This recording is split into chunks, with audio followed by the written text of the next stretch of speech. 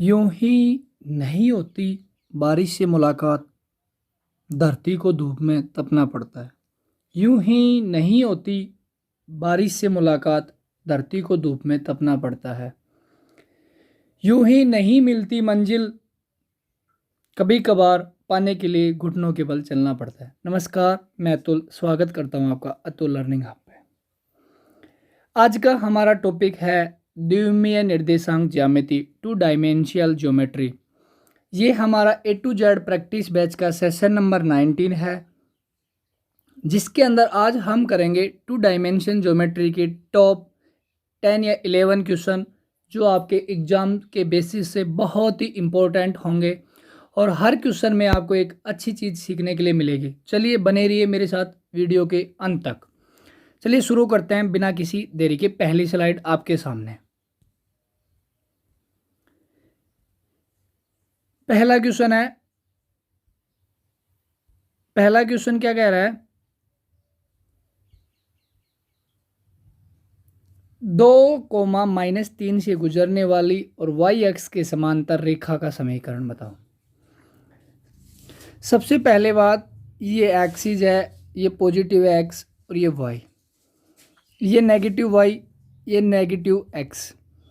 2, 3 यहाँ पे -3 होगा, यहाँ पे -2 होगा पॉजिटिव, और कोई रेखा यहाँ से गुजर रही है और y अक्ष के समांतर अगर कोई रेखा है तो वो ऐसे होगी। वो कहाँ से गुजर रही है? x बराबर 2। क्या होगा भाई? x बराबर 2, x बराबर 2। उम्मीद है यह क्वेश्चन आपको समझ आया होगा। चलिए बढ़ते हैं अगले सवाल पर। निम्नलिखित कथनों पर विचार कीजिए। फर्स्ट वाला कह रहा है x अक्ष के समांतर सरल रेखा का समीकरण y = d है। देखिए भाई, x अक्ष के समांतर ये x अक्ष है, इसके समांतर अगर y = d है तो ये y = d है। फर्स्ट वाला कथन बिल्कुल राइट है। नंबर 2 की बात करें, x अक्ष पर, इस x अक्ष पर y = 0 होता है, लेकिन इसमें गिवन है x = 0, तो कथन 2 गलत है। अब ऑप्शन देखो, केवल 1 पहला ही ऑप्शन सही है, ऑप्शन नंबर ए। उम्मीद करता हूँ नंबर 2 क्वेश्चन भी आपको बहुत अच्छे से समझ आया होगा। चलिए बढ़ते हैं अगली स्लाइड पर। यदि 1,0, 0,b व 1,1 संरेखी हैं, तब a + b - ab का मान क्या होगा? देखो भाई, अगर ये संरेखी हैं तो a 0 1 0 b 0 b 1 और 1 1 1 इक्वल टू ये 0 के इक्वल होगा। मैं डिटर्मिनेट आपको सोल्व करना आता है। डिटर्मिनेट कैसे सोल्व करते हैं? मैं पहले a ले रहा हूँ और ये आएगा b - 1, ये -0 आएगा, तो ये इसको तो सोल्व करने की ज़रूरत ही नहीं है, क्योंकि 0 से मल्टीप्लाई होगा तो सारी वैल्यू 0, ये प्लस लास्ट में 1, और ये क्या होगा भाई? 0 - b, 0 - b, 0 - b। सोल्व कर लो भाई। A B - a plus -b बराबर 0। हमें पूछा क्या है? हमें पूछा है a + b, मैं इसमें माइनस से गुणा कर रहा हूँ और ये -ab और ये बराबर आएगा 0। ऑप्शन नंबर सी किसके बराबर आएगा भाई? 0 के बराबर, ऑप्शन नंबर सी। उम्मीद करता हूँ ये वाला कॉन्सेप्ट भी आपको समझ आया होगा। चलिए बढ़ते हैं अगले सवाल पर। उस वृत्त का समीकरण क्या है जो दोनों अक्षों को स्पर्श करता है और जिसका केंद्र रेखा x + y = 4 पर है? x + y = 4 ये होगी। दोनों अक्षों को कोई स्पर्श करेगा तो, दोबारा से बना रहा हूं मैं, ये होगी भाई कोई x = 4। अगर दोनों अक्षों को स्पर्श करता तो ऐसा सर्किल बनेगा, इसका सेंटर होगा भाई, सेंटर लिख रहा हूं मैं 2,2, 2,2, और रेडियस भी कितनी होगी? 2। रेडियस भी कितनी होगी? 2। रख दो भाई ऐसे कैसे, x - h² + y - k का square equal to r²। x - 2 मैं सीधा स्क्वायर खोल रहा हूँ, x² + 4 - 2x plus, pen change कर लेता हूँ, y² + 4 - 4y इक्वल टू 4। 4 से ये 4 कैंसिल आउट और ये आ गया x square plus y square minus ये 4x आएगा भाई और ये 4y minus 4x minus 4y plus 4 equal to 0। ऐसा ऑप्शन है? Option number B. Option number B. उम्मीद है ये सवाल भी आपको बहुत अच्छे से समझ आया होगा। मैं आज बिल्कुल स्लो स्लो बहुत अच्छे से समझाने की कोशिश कर रहा हूँ क्योंकि ये टॉपिक बहुत हार्ड है और इसमें से एक या दो क्वेश्चन मिनिमम पूछे जाते हैं नेवी, एयरफोर्स, एनडीए के एग्जाम में। चलिए बढ़ते हैं अगले सवाल पर। x को 3,0 पर और y को 0,3 पर स्पर्श करने वाले वर्त की त्रिज्या बताओ। देखना भाई, डायग्राम बना रहा हूँ आराम से। डायग्राम से ये कह रहा हूँ मैं, ये 3,0 और ये 0,3, इन दोनों को स्पर्श कर रहा है कोई वर्त, तो ये ऐसे कुछ बन रहा होगा। यहाँ से यहाँ अगर मैं कोई लाइन खींचता हूँ तो ये 3,3 होगा और ये 3 ही इसकी रेडियस है। r बराबर कितना हो गया भाई? 3। r बराबर कितना हो गया? 3। जब ये और ये पॉइंट, ये 3 है तो ये भी 3 है, तो यहाँ से यहाँ तक, यहाँ से यहाँ तक ये सर्किल की रेडियस ही तो है और रेडियस कितनी आ गई? 3। उम्मीद करता हूँ ये वाला सवाल भी आपको बहुत अच्छे से समझ आया होगा। चलिए बढ़ते हैं अगली स्लाइड पर। y माइनस एक्स बराबर 0, y प्लस एक्स बराबर 0, x बराबर c रेखाओं द्वारा निर्मित त्रिभुज का क्षेत्रफल क्या होगा? सबसे पहले देखते हैं अपन कि त्रिभुज कैसा होगा। मैं सबसे पहले बात कर रहा हूँ x बराबर c। x बराबर c, ये कोई कांस्टेंट है, ये रेखा होगी। ये कौन सी रेखा है भाई? x बराबर c। x plus y equal to 0, x plus y वाली लाइन होगी ये, जो कि मूल बिंदु से जा रहा है। ये क्या है? x plus y equal to 0। y minus x वाली लाइन होगी ये, जो कि मूल बिंदु से जा रहे हैं ये सारी लाइनें।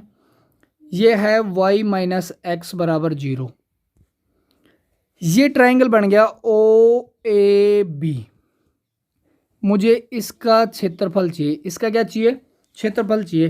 क्या मैं ऐसे नहीं कह सकता 2 इंटू, मैं इसको c कह दूं, OAC का एरिया? बोलो, 2AC का एरिया। और 2AC एक समकोण त्रिभुज है। अगर ये यहाँ पे 3 को C है, यहाँ पे क्या है? C, क्योंकि अगर ये डिस्टेंस C है तो ये भी क्या होगी? C, क्योंकि निकाल सकते हो यहाँ पे x का मान C रखोगे तो y का मान आएगा माइनस, वो x का मान C रखोगे तो y का मान पॉजिटिव C आ जाएगा। इस वाली रेखा में रखोगे तो यहाँ से ये C। अब आपको पता है समकोण त्रिभुज का क्षेत्रफल क्या होता है? एरिया OAC की बात कर रहे हैं। ये होता है 1/2 base into height. 1/2 height, base कितना है? C, हाइट कितनी है? C, और भाई इंटू 2 से मल्टीप्लाई कर रहे थे। 2 OAC था, इसका एरिया 2 ये था। 2 से 2 कैंसिल आउट और क्या आ गया भाई? C²। क्या आ गया? C²। Option number B. Option number B. उम्मीद है ये वाला क्वेश्चन भी आपको बहुत अच्छे से समझ आया होगा। अब आप ये सोच रहे होगे कि सर इलिप्स और इनके सवाल पेपर में बहुत कम पूछा जाता है। हाई पैराबोला के, इलिप्स के सवाल पूछा जाता है सर्किल से या पैराबोला से या स्ट्रेट लाइन से या पॉइंट से मैक्सिमम बार। हाँ, मैं ये नहीं कह रहा कि पूछा जाता है, बहुत कम पूछा जाता है, और पूछा भी जाता है तो एसेंट्रिक पूछा जाता है, उत्केंद्रता पूछी जाती है इलिप्स और हाई पैराबोला की, परवलय और अति परवलय की। चलिए बढ़ते हैं अगले सवाल पर। उस रेखा की प्रवणता क्या है? उस रेखा की प्रवणता, स्लोप की बात कर रहा हूँ, जो रेखा x/4 प्लस y/3 बराबर 1 के लंबवत है। देखो भाई, मैं इसको ऐसे लिख दूं 3x plus 4y equal to 12 है। इस रेखा की मैं प्रवणता चाहिए मुझे, तो m1 ये आ गया भाई -3/4, क्योंकि इसका समाकलन अवकलन करोगे तो ये आएगा 3 equal to plus 4 dy/dx equal to 0, और dy/dx की प्रवणता होती है, ये -3/4 आ गया। अब मैं कह रहा हूँ कि m1 m2 इक्वल टू -1 लंबवत रेखा की प्रवणता। अगर ये -3/4 है तो m2 की प्रवणता हमें निकालनी है। ये -1, माइनस से माइनस प्लस, और m2 हो गया 4/3। m2 कितना हो गया? 4/3। मैंने आपको सोल्व करके बताया, आप मुख जबानी बता सकते हैं। जैसे आप क्वेश्चन को देखा, आपको लगा कि m1 का मान -3/4 आएगा तो उसकी प्रवणता, लंबवत रेखा की प्रवणता होगी 4/3, लंबवत रेखा की प्रवणता क्या होगी? 4/3। चलिए बढ़ते हैं अगले सवाल पर। ये लीजिए एलिप्स का सवाल आ गया जिसका आपको इंतजार था। दीर्घवृत्त 4x² प्लस 9y² बराबर 1 का क्षेत्रफल क्या होगा? क्षेत्रफल क्या होगा? देखिए भाई ये ऐसा कुछ है, x²/1/4 plus y²/1/9 equal to 1। यहाँ से अगर मुझे a का मान पूछा जाए तो 1/2, b का मान पूछा जाए तो 1/3। बोलो, इलिप्स का एरिया होता है भाई पाई/a/b। कितना होता है? पाई/a/b। अब ये ऐसे कैसे मान रख दो, पाई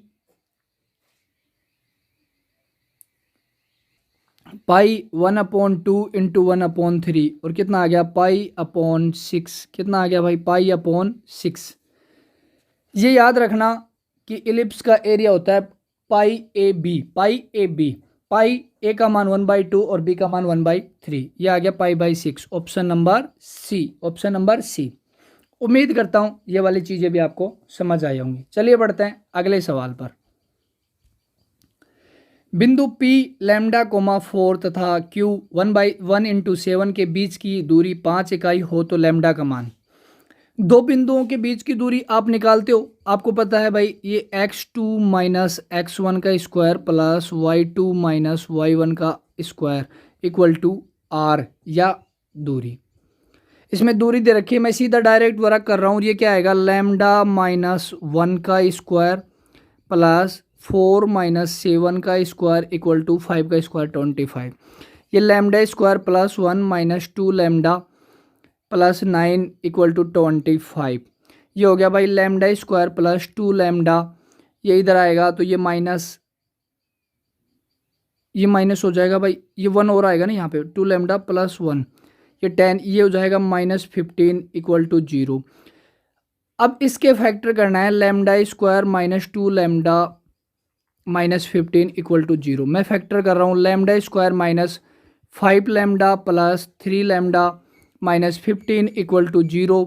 लैम्डा कॉमन ले रहा हूँ, लैम्डा -5 प्लस 3 कॉमन ले रहा हूँ, लैम्डा -5 इक्वल टू 0। लैम्डा का मान एक तो 5 और एक -3। लैम्डा का मान एक तो 5 और एक लैम्डा का मान कितना है भाई? -3। Option number B. ऐसा कौन सा ऑप्शन है? Option number B. उम्मीद करता हूँ ये वाला सवाल भी आपको बहुत अच्छे से समझ आया होगा। चलिए बढ़ते हैं अगले सवाल पर। रेखाओं के x प्लस वाई प्लस 8 बराबर 0 और y बराबर 3x plus Y plus 3x बराबर 5 के बीच का कोण π/4 है, तब k का मान बताओ।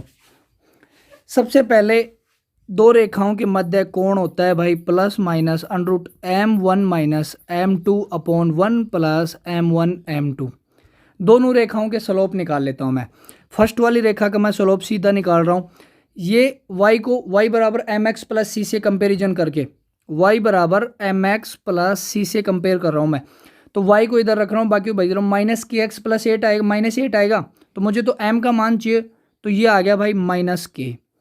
ऐसे ही रेखा m2 की बात कर रहा हूं मैं, इसकी और इसकी प्रवणता आएगी -3। ऐसे कैसे रख रहा हूं?